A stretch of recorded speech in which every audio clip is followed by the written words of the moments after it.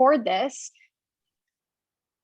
So if anyone couldn't make it, they will be able to watch it back. Thank you so much for joining. Welcome. I see some new faces here. My name is Jazz, and I'm so excited you guys are here for the free edible cookie dough class, quick recipe, vegan and gluten-free.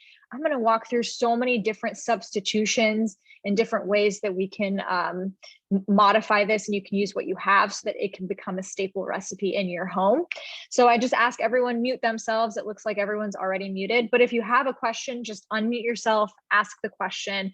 I'll even try to keep an eye on the chat box if you don't feel comfortable, but I love seeing everyone's faces. So again, cameras are optional. It's always fun to see where you're at in the recipe.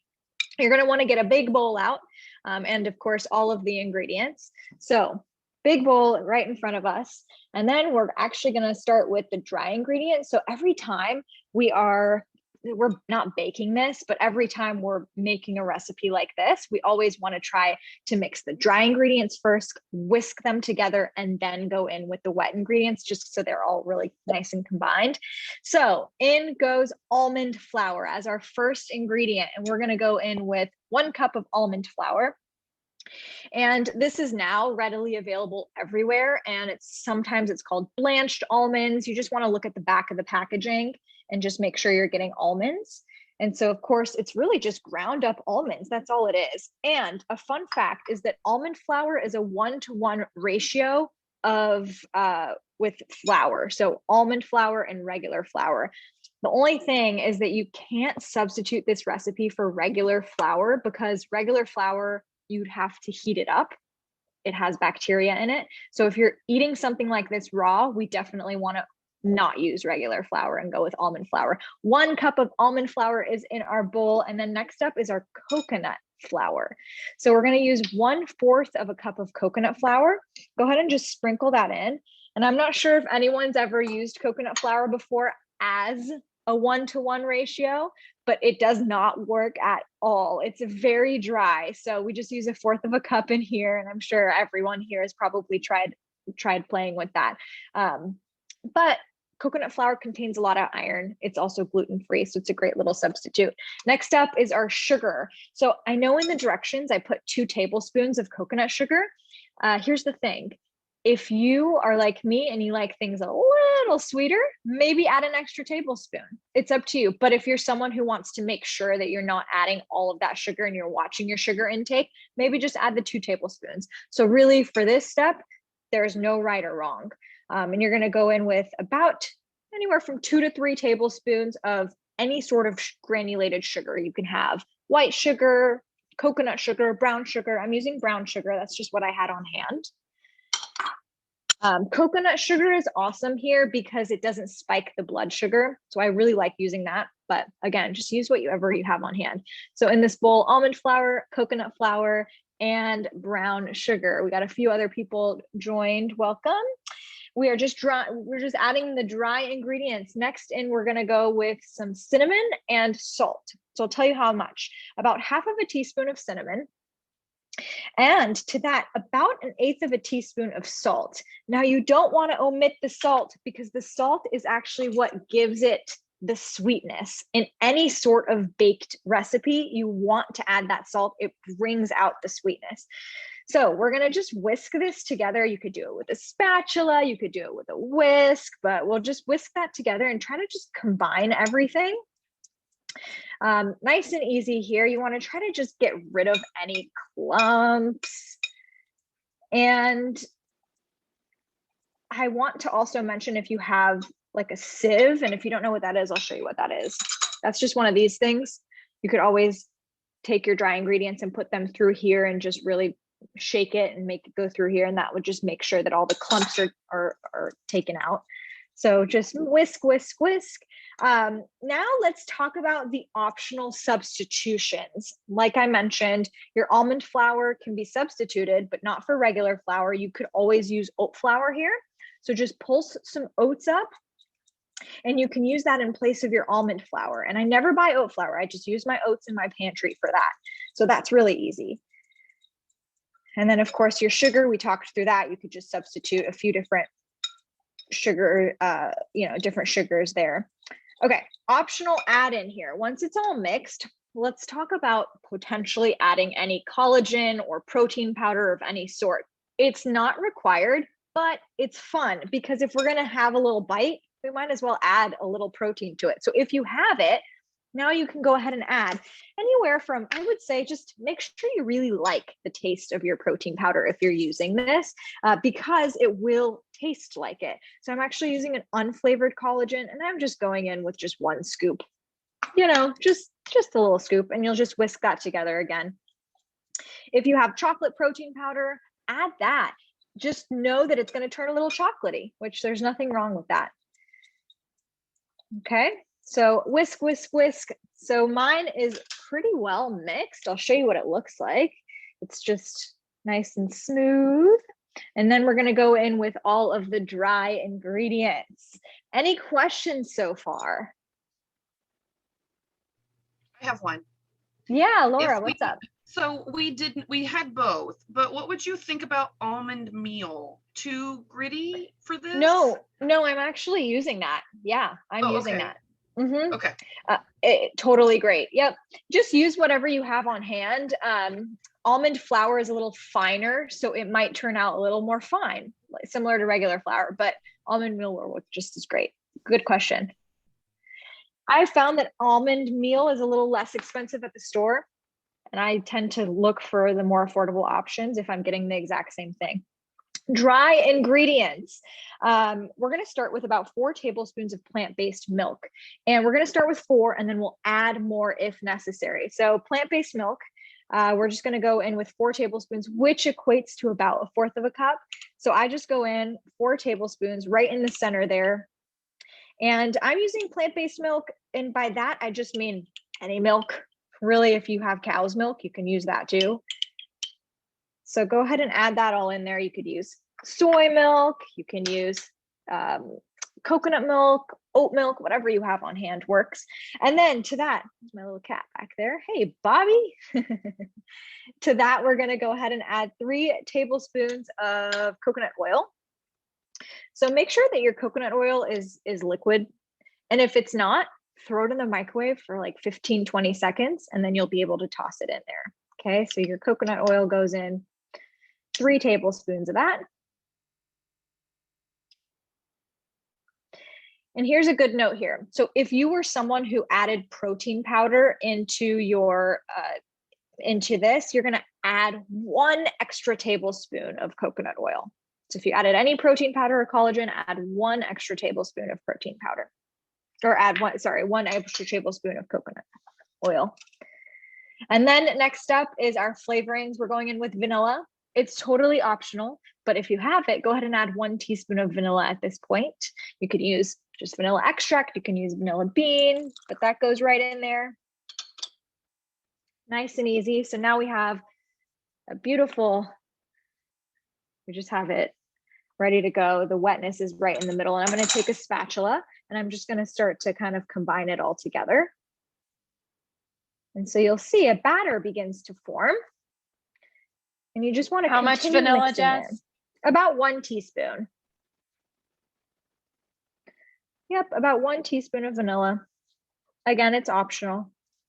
So you just want to kind of mix this, and you'll see as it starts to come together, it takes a minute for it to form. It might be pretty dry, but you want to just continue mixing it because it'll start to, continue forming. But as I mentioned, we reserved about 2 tablespoons of milk, and we're going to go ahead and add that once we get this first step mixed.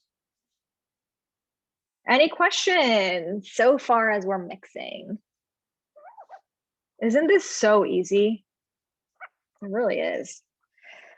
All right, so mine is a little bit crumbly.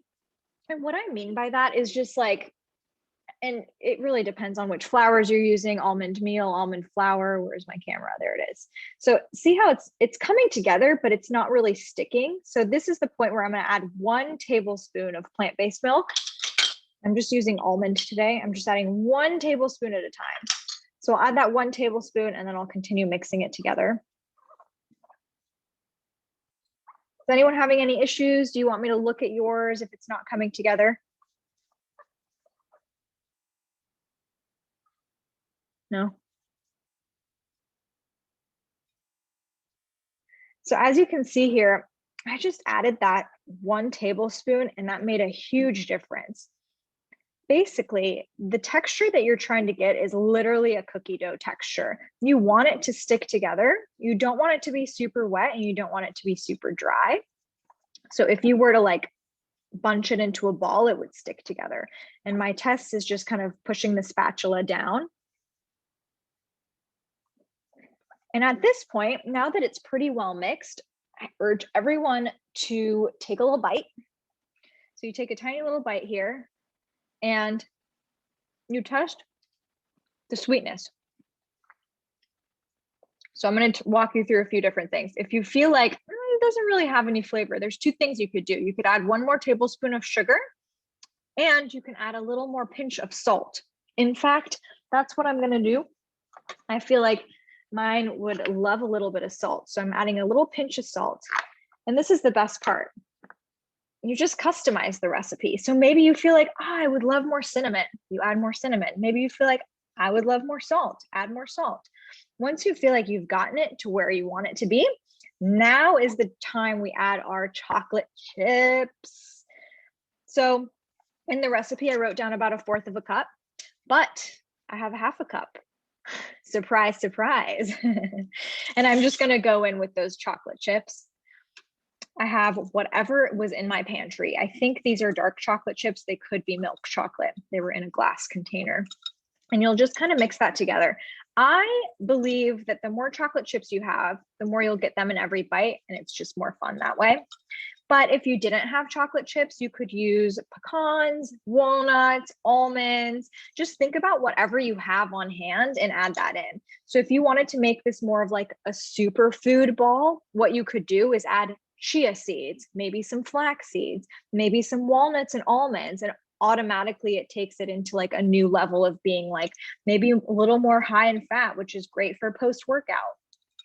So just continue stirring. And if you feel like it, when you added the chocolate chips, it started to crumble a little bit, there's nothing wrong with adding a little bit more plant-based milk. Okay.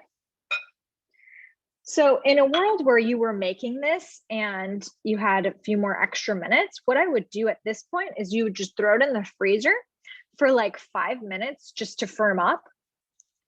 But since we're actually all here together, what we're going to do here is we're going to omit that freezer, and we're actually just going to use a cookie scooper, or you can use your hands, and you're actually just going to take these and roll them into balls at this point. So they're ready to go.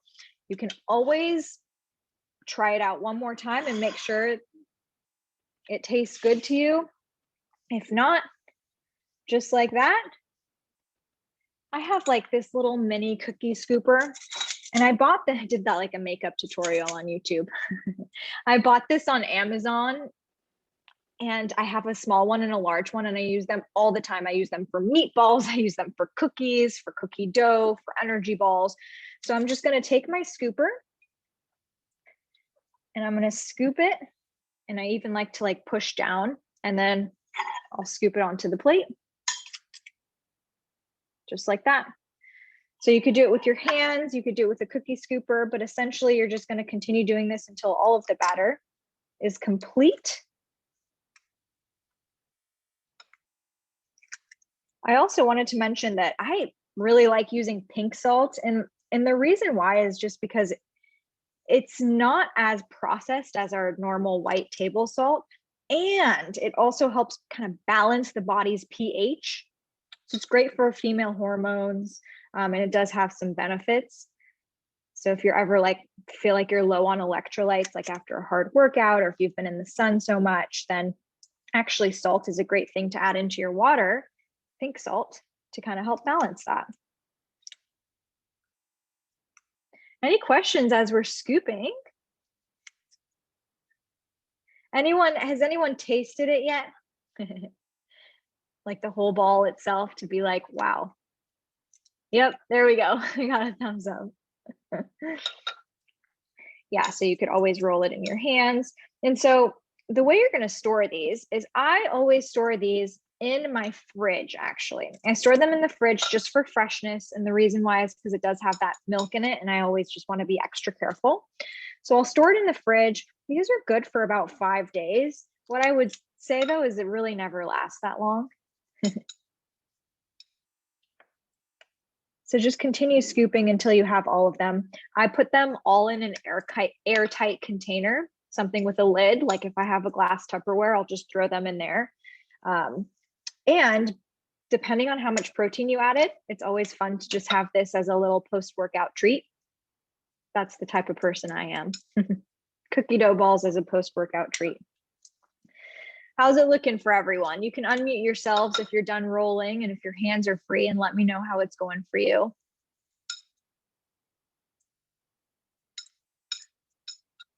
I'll take that as a we are hard at work.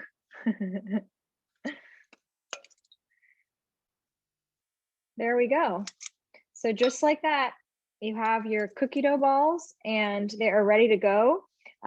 If you have to run right now, what I would do is I would just actually throw them in the fridge and just allow them to firm up for about 5-10 minutes, come back to them and enjoy them once they're a little bit firm. But before every cooking class at the end, before we all sign off, we all do a little taste test all together. So in just a moment here, I want everyone to grab a cookie dough ball. And I want us to all take a little bite together. We'll call it our pre-dinner appetizer. How about that? All right. Hands are dirty. Love it. Cheers. Yay.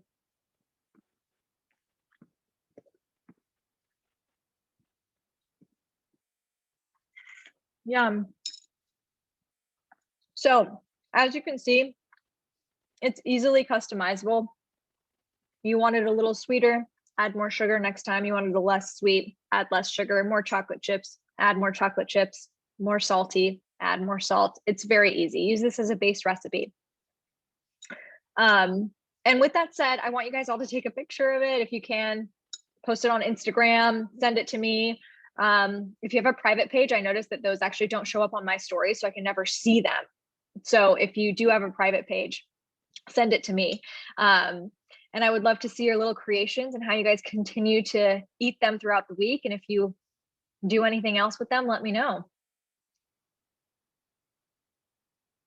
Yay. Okay. Everyone can go ahead and unmute themselves and just say goodbye. If you're leaving, I'll stick around for the next 5 minutes if anyone has any questions. But otherwise, I hope everyone has such a beautiful evening and go enjoy some delicious cookie dough.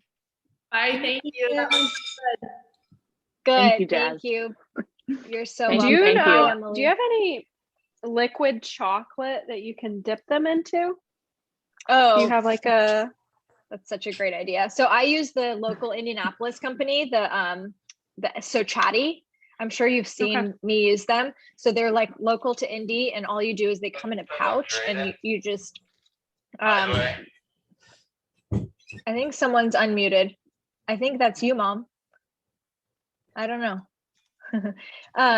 Someone's unmuted, but you just soak the pouch in chocolate, and then you would pour that chocolate into a bowl, and then you could kind of take these and just dip them into that. But if you don't have that on hand, the easiest way to make chocolate is you just take chocolate chips, and then just like in this, something like this, and then you pour it into coconut, and you pour a little bit of coconut oil in it, microwave it, stir it up, and then that just literally forms chocolate. So if you have chocolate chips and coconut oil, stir those up, put them in the microwave, and then dip these in, and it'll be so good. That's a really good question. Thank you. You're welcome. All right. Bye.